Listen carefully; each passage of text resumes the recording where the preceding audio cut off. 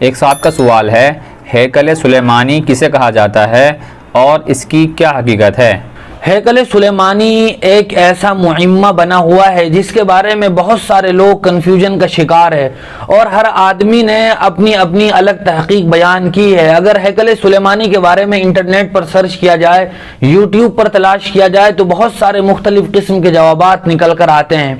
لیکن ہیکل سلیمانی کے جواب میں وہ جواب درست اور بہتر معلوم ہوتا ہے جو عظیم مورخ اور قصص القرآن جیسی معتبر اور شاہکار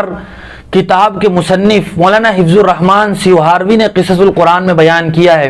وہ فرماتے ہیں کہ ہیکل سلیمانی وہ ہے کہ جس کو حضرت داؤد علیہ السلام نے نبوت اور بادشاہت ملنے کے بعد اللہ کی عبادت کے لیے ایک خیمے کے طور پر تعمیر کرنا شروع کیا تھا۔ درمیان میں حضرت داؤد علیہ السلام کی وفات ہو گئی، پھر بعد میں حضرت سلیمان علیہ السلام نے اپنے والد ماجد حضرت داؤد کی وصیت کے مطابق ایک عظیم الشان عبادت گاہ تعمیر کروائی جو اپنے اتقان، استحکام اور مضبوطی کے لحاظ سے ایک ہیکل معلوم ہوتی تھی۔ ہیکل کہا جاتا ہے عظیم جثے والی کوئی چیز کو۔ سلیمانی اس لیے کہہ دیا جاتا ہے کہ چونکہ وہ حضرت سلیمان علیہ السلام نے تعمیر کروائی تھی اور وہ ایسے عظیم الشان عبادت گاہ تھی جس کی تعمیر میں حضرت سلیمان علیہ السلام نے جنات سے بھی خدمت لی تھی اور جنات نے اپنی شبانہ روز رات دن کی محنت اور کوشش کے بعد اس کو تعمیر کیا تھا۔ پھر بعد میں انہوں نے لکھا ہے کہ اس ہیکل سے مراد وہی مسجد اقصی ہے